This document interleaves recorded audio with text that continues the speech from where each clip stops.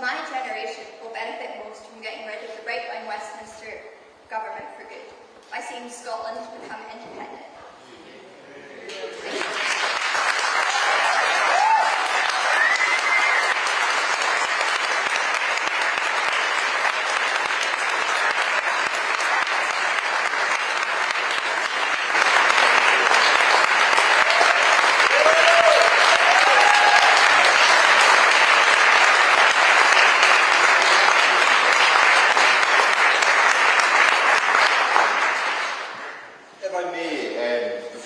I just want to reflect upon events last evening in Yemen. It has come as a surprise to me that I am actually here in Glasgow today, as much as I do love this city, because myself and my colleagues in this room should currently be in Westminster questioning the United Kingdom Prime Minister for his decision to launch military action. It is right that Parliament be recalled this weekend so that MPs across the board can better understand the decision that has been taken, but also get answers on the consequences and what comes next.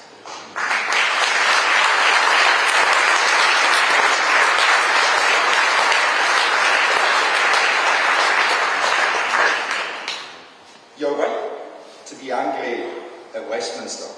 Sounds like I could have said that, but it wasn't actually me.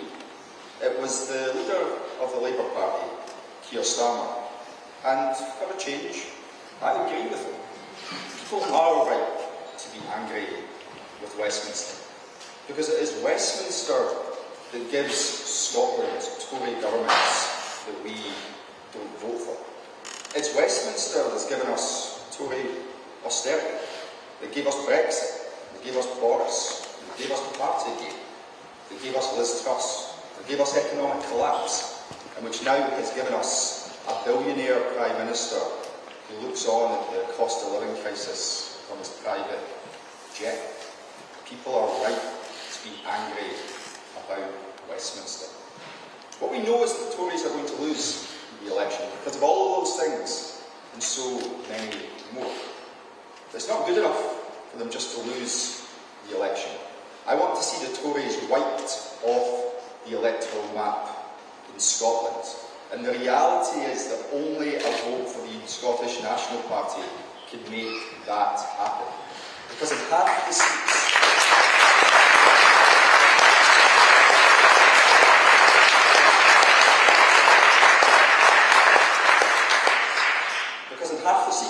in Scotland, it's a straight fight between the Tories and the SNP. So the people of Scotland want our nation to be Tory-free. They should vote SNP at the election this year. And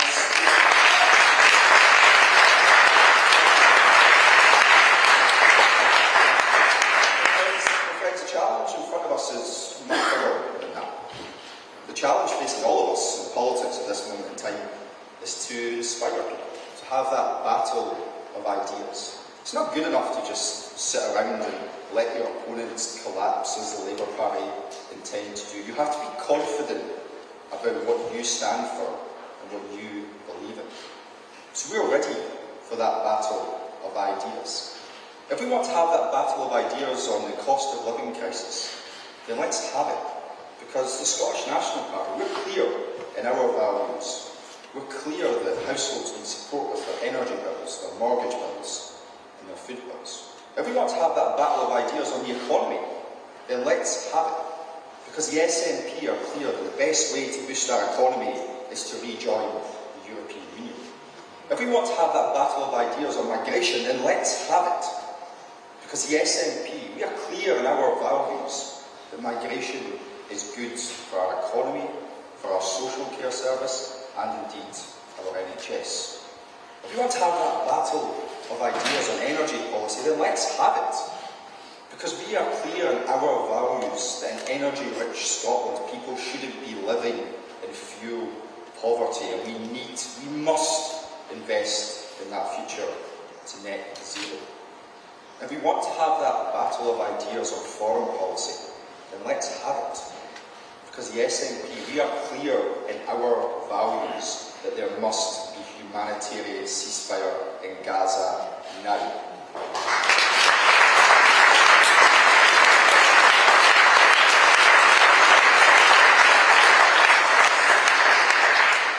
And let us be clear, it is only Scottish National Party MPs who will give voice to those values. Unlike the Labour Party and the Conservative Party, only the SNP will always stand up for Scotland. Only the SNP will always put Scotland's interests at the forefront of everything that we do. We will be Scotland's voice in Westminster. We will protect and promote Scotland's values and Scotland's future. And Scotland's future is a precious thing. It's worth standing up and defending. It's worth fighting for. And we are clear that what we want to see Scotland's future in Scotland's hands. It's why we believe in independence. Westminster doesn't work for Scotland. And it is not going to change because it never has. And let's ponder this. The ultimate truth is that any Labour MP from Scotland who gets their seat under the table in Westminster will take independence off it as soon as they get there. And we cannot allow that to happen.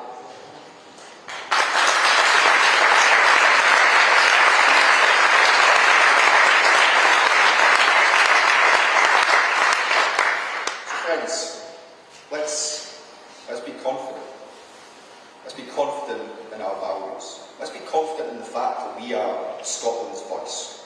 We will always protect Scotland's values and we will always promote Scotland's future. And as a wee bonus, let's make sure we get rid of the Tories too. Vote SNP to be Tory free. Now folks, it's my job this morning to do one more thing, and that is to welcome onto the stage our party leader, our First Minister, Humza Yousaf.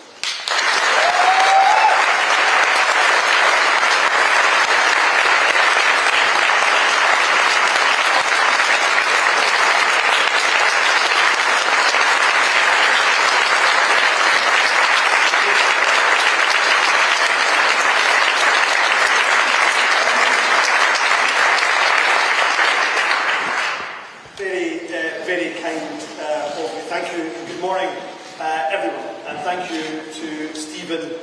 Can I say that I am just one of many Scots who enjoys watching you week after week run rings around Rishi Sunak. So thank you for doing that, and thank you for standing up for Scotland so well every single week. And let me also thank Hannah as well for her inspirational introduction. You remind us all, every single one.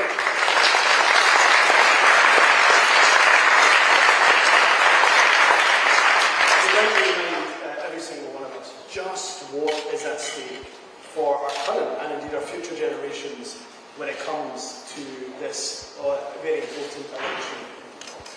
And just as Stephen did, perhaps I can take a moment before I start talking about the general election by addressing the events overnight. Every single person here believes that UN Security Council Resolution 2722 should and must be adhered to, that the Houthi attacks in the Red Sea must stop. We are consistent, and the SNP have always been consistent in our position, that we believe all UN resolutions should be adhered to. We don't believe that countries should be selective in what UN resolutions they choose to comply with. Before action, serious military interventions took place, the MPs, who have been elected, of course, to represent the people, should have had their say. But the UK, let's be honest about this, does not have a good track record when it comes to military intervention, particularly in the Middle East. That is why the House of Commons should have been recalled today, ahead of military action that was taken in order to allow our MPs to debate and, yes, to scrutinise the UK government's plans for military action. If we have learnt anything from the past, very recent past, it is that decisions to instigate military action should be evidence-based. We should be transparent with the people of Scotland and indeed the rest of the UK about the reasons for military intervention. The UK government needs to produce the evidence of the legal basis, not just a summary, the evidence of the legal basis. They need to articulate what's their objective, what's their end goal. They need to give detail about the security advice they're taking. What are the security implications of their actions, both in the region and here at home? Our fantastic MPs, those in this room, have been ably led by Stephen. They have been at the very forefront of calling for a ceasefire in Gaza. Today we reiterate that call. We demand that all parties in this conflict agree to an immediate ceasefire. Too many innocent children have been killed already. It is time for the inhumanity to end. We need to ensure that the UK, indeed every country in the world, cares about the thousands of children that have been killed as much, in fact more, than they care about Clara. Friends, let me move on to why we are here today. It is good to be with you in the city of Glasgow, and to be here looking ahead to what will be a very important year for Scotland. And no, I'm not just talking about Euro 2024, though I've no doubt at all that Steve Clark and our fantastic men's team will make us all proud. Stephen tells me he's already got the ticket. They'll show everybody exactly what Scotland can offer when we are, of course, represented at the top table of Europe. But today I want to talk to you about something that is another big moment, of course, this year for Scotland. So by the time we get to the Euros in June, we may be coming just out of the election campaign, or if you believe Rishi Sunak's working assumption, then we will be heading into it. Either way, this election represents a huge opportunity for Scotland. And today, I want to tell you how I think together we can ensure the best outcome for our country. So let's be absolutely clear at the outset. Sunak is finished. He's done as PM. The Tories are done. And thank goodness for it. The damage that they have caused to Scotland's people is simply unforgivable. And this year, we can rid ourselves of a Tory government that Scotland did not vote for. And the SNP, as Stephen is right, is by far the best placed party to do that. In every Tory-held seat north of the border, we are the party in second place. And today, therefore, I'm setting out that ambition for the SNP to not only win the general election, but let's wipe the Tories from Scotland's electoral map by winning every single Tory seat in their country.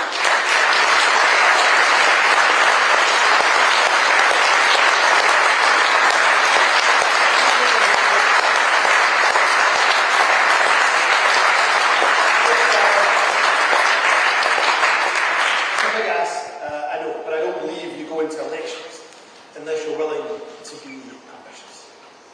See, it's also the case that more than half of the SNP held seats, it is the Tories that are in second place. So, to people right across the Scotland, our message will be very clear. Vote SNP for a Scotland free from Tory MPs. What a prize. It's not the only thing. It's very clear now that Keir Starmer is going to be the next Prime Minister of the UK. I'll have more to say about that in just a moment. But history has shown us that the only certainty of a Labour government is what? Is that it will be followed by another Conservative government. Scotland needs more than just a brief respite from the damage of Tory rule, especially when that brief respite seems to offer so much more of the same. Friends, we need to get rid of Tory unelected governments in Scotland for good.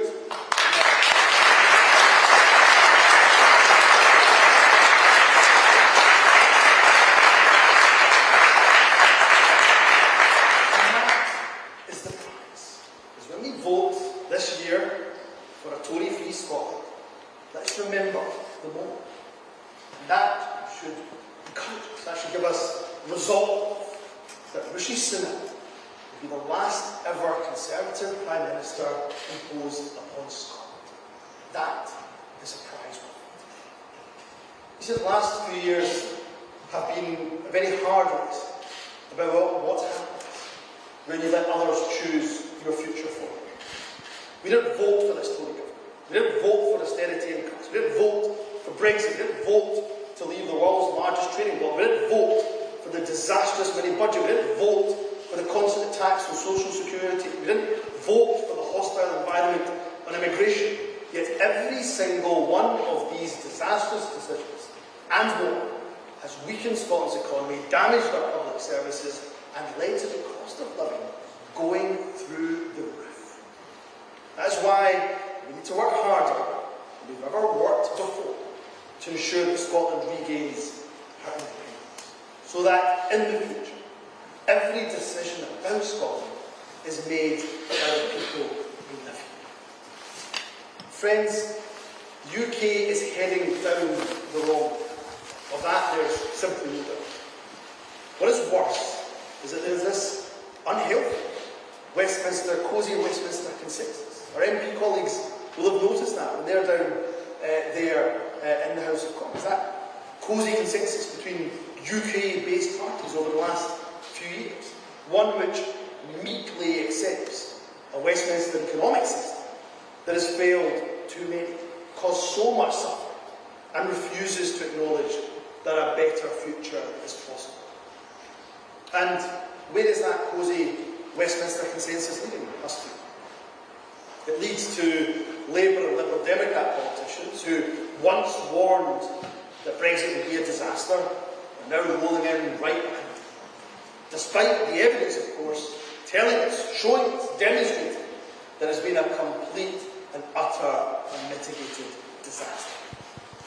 What else is that cosy Westminster consensus lead? It leads to a Labour Chancellor in waiting, saying she will maintain Tory spending cuts. Just at the moment, the country is crying out for investment in our public services. What else does it lead to? It leads to a Labour Health Secretary in waiting, promising he will, in his words, hold the door wide open to private sector involvement in the NHS.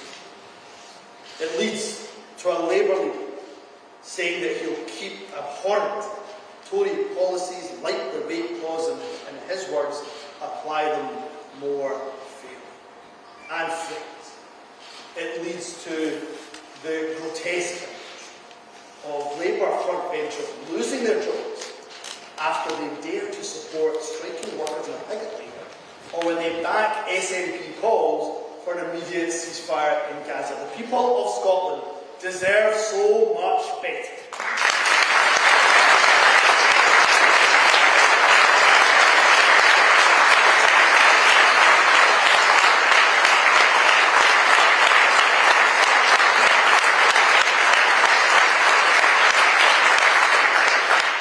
Time after time, when people are looking for leadership, Labour under Keir Starmer will have just posted missing. It's only SNP MPs that are willing to break that cosy Westminster consensus and to speak out for what is right and to ensure that our country, that Scotland's voice is heard. There is my good friend Stephen, who every week holds the Prime Minister to account on the real issues of the day. It was Joanna Chin, who led the charge against Boris Johnson's disgraceful and unlawful attempts to shut down Parliament. It was Alfred Booth, who forensically and relentlessly campaigned against the cuts to child benefits and the abhorrent rape clause. It is our very own Marion Phelps, who for years has tirelessly pursued the UK government to deliver justice for sub-postmasters caught up in the horizon.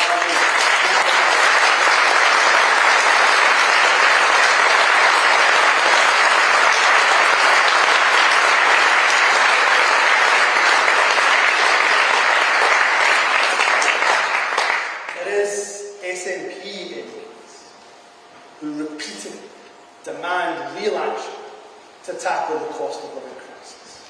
It is SNP MPs who have demanded time and time again bold and ambitious action to tackle the climate emergency, while both Tories and Labour turn their backs on the most pressing of issues and threats. It was the SNP who had the moral courage, the moral clarity to demand an immediate ceasefire to stop the ongoing killing and the ongoing bloodshed in Glasgow. And on these, so many other issues, there's the SNP who have spoken out for what is right, crucially, who have spoken up for Scotland. Why? Why do we do that? We do that because it is who we are. These are our values. I believe they are Scotland's values. It's our core belief that decisions about Scotland should be taken by the people of Scotland. For Labour and Tories, it is Westminster that should have the final say. And that is the fundamental choice before the people of Scotland. You can elect a Labour MP who will stand up for Keir Starmer and Westminster. Or you can elect an SNP MP who will stand up for Scotland and ensure we are not ignored. Friends, I don't pretend that the SNP has achieved everything that we have set out to achieve, but I am proud of what we have done for the people of Scotland in the face of extraordinary headwinds over the years. See, we believe in a social contract for the people. One where, yes, you do ask those who earn most, like the top 5% of earners in this country, to pay a little bit more income tax. But as a result, everybody gets more back. And when you and me get out there and campaign, you begin to realise just how many people have benefited from policies introduced by the SNP. People that may not have the Twitter followers or even the media contacts to share their stories. But you know what? Those people's stories, their experiences, are just as important as everybody else's. The 19,000 children lifted out of poverty and having their life chances improved thanks to measures that we have introduced, such as the game-changing Scottish Children. What about the tens of thousands of young people attending some of the world's best universities, right on their doorstep, without paying a single penny in tuition fees? Or the thousands of parents, particularly women, who can go out to work every day thanks to the SNP's transformational investment in free childcare provision? Or the millions of people receiving prescription medication for free? Or the majority, let me repeat that, the majority of people in Scotland paying less income tax than they would elsewhere on these outlets, thanks to the SNP's more progressive approach. Or indeed the council taxpayers, who are paying hundreds of pounds a year less in council tax than they would be in Tory-run England or Labour-run Wales. Every one of these investments is, in its own way, changing lives for the better. It's a down on Scotland's future. Investments in our people, which ultimately make our society and our economy strong. But continued Westminster austerity, whether that's Tory or Labour, puts vital social policies like these absolutely under threat. And that's the real tragedy. It's the real tragedy of Sir Keir Starmer's leadership, or lack of it. With Labour leading the Tories 20 to 25 points in the polls, this would be the time for Keir Starmer to be bold and to be radical. Instead, he spends his time just attempting to neutralise Tory attacks by imitating their policies. As Prime Minister, he's wedded to the same failed Brexit-based economy that has caused such damage to our businesses and to our people. That's why every single SNP MP elected will fight against Westminster austerity, regardless of whether that's Tory austerity or Labour austerity. Friends, Keir Starmer doesn't need Scotland to win the election. Scotland needs SNP MPs to make sure that we are not ignored and that Scotland's voice is heard. So my offer to Keir Starmer is that where we can, we will of course work constructively with a future Labour government to introduce measures for a fairer country. Let me give you some examples. We'll do everything we can to prevent any further Labour backsliding on green investment. We'll fight to protect the NHS from creeping privatisation at Westminster. We'll work with Labour if they want to end the two-child cap, to lift children out of poverty. And if they're open to it, we'll share our experience of how we introduce the Scottish Child Payment, and so that the UK government can introduce a UK payment for children. Although it's of course not for us to determine what is in other political parties' manifestos, I believe that every party standing in this election should make a commitment to introducing a child payment just as we have done. It's been transformational in our efforts to tackle the scourge of child poverty here in Scotland. So we stand ready to share that experience with anybody else looking to introduce such a measure. But friends, our ambition goes far higher than simply trying to protect Scotland from Westminster. Page 1, line 1 of the SNP election manifesto will say, vote SNP for Scotland to become an independent country. And why? Why? Because of our core belief that every decision about our country should be taken in Scotland. Because Westminster doesn't work for us. It doesn't work for Scotland. And so that any elected Scottish government has the full range of powers to build the kind of country, to build the kind of society that we know is possible. On the issues that concern most people, their standard of living, that need for independence has never been more urgent. Far too many completely failed by this UK economy. Wages stagnating, inequality high, investment low. Both Labour and the Tories are committed to that Brexit-based economy, no matter what the cost is to Scotland. So on this, most important of concerns, the economy and living standards, both Labour and Tories are offering more of the same. Economic decline, still decline, even if they manage it more competently. For Scotland, it doesn't have to be that. We have so many advantages. We all know massive renewable energy resources, world-leading universities, brilliant industries, our food and drink sector, advanced manufacturing, tourism, wonderful creative sectors. I could go on and on. And when we look at independent countries in Europe that are like Scotland, what do we see? Countries that are far fairer than the UK. Countries that are more prosperous, more wealthier than the UK, more productive than the UK. So with all of our advantages, with all of our human talent, all of our gallows, why not Scotland?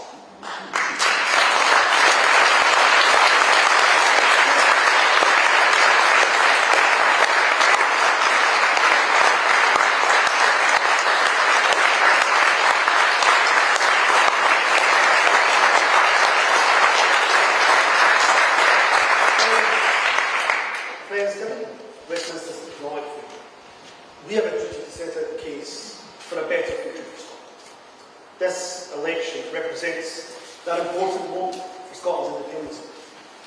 Keir Starmer will use every single vote for Labour in Scotland as a vote against independence. He will argue that every vote for Labour is a vote of confidence in Westminster control. So the message is very simple. If you believe that decisions about Scotland should be taken in Scotland, if you believe in independence, then you must vote for the SNP. If you want to see an independent Scotland, you have to get out and you have to vote. It's up to us in the SNP to win your support for that cause. That's exactly what we intend to do. Friends, this is going to be an exciting campaign, exhausting, I can promise you, like every election campaign that we but an exciting one. It's one that I'm looking forward to. I know you're looking forward to as well. And over the next few months, I know that you will join me in working harder than we've worked before to win the support, to win the trust of the people in every single community in this country. See, I'm proud to lead a party with a record of delivery and the vision for a more prosperous and fairer future for Scotland. I lead a government and a party that stands for what it believes in.